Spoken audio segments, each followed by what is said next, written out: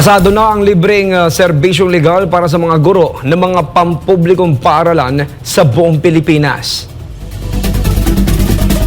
Lumagda sa isang Memorandum of Agreement ang Department of Education at Integrated Bar of the Philippines ngayong araw ng Lunes para mabigyan ng libreng legal assistance at advice ang mga public school teachers sa bansa. Aabot sa higit 800,000 guro ang makakabenepisyo sa nilagdaan ng Legal Assistance Memorandum ng DepEd at IBP. Ayon pa kay Education Secretary Sonny Angara, hindi lang ang mga guro ang makikinabang nito. Makikinabang rin aniya ang higit 100,000 non-teaching personnel sa libreng serbisyong legal, kabilang ang mga administrative officer, accountant, clerk at mga bookkeeper.